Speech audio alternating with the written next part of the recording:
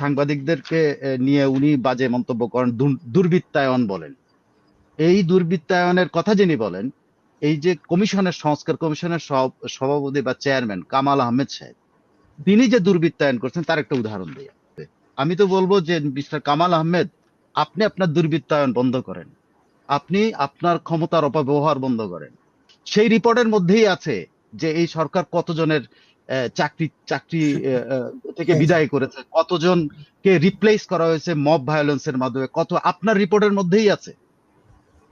নতুন একজন চাটুকার জন্মাইছেন, নতুন একজন বলে, উনি আবার বলেন যে সাংবাদিকদেরকে নিয়ে উনি বাজে মন্তব্য করেন, দুর্বৃত্তায়ন বলেন।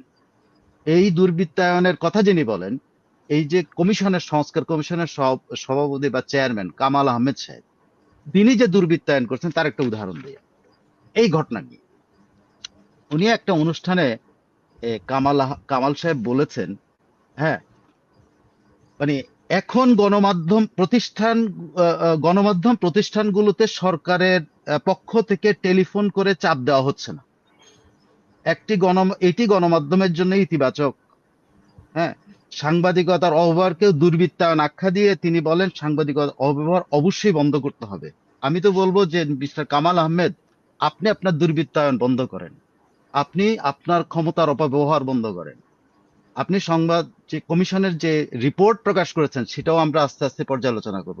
সেই রিপোর্টের মধ্যেই আছে যে এই সরকার কতজনের চাকরি চাকরি থেকে বিদায় করেছে, কতজনকে রিপ্লেস করা হয়েছে মব ভায়োলেন্সের মাধ্যমে, কত আপনার রিপোর্টের মধ্যেই আছে। আমি তাকে অনুরোধ করবো, তার রিপোর্ট সে পড়েছে কিনা সন্দেহ আছে।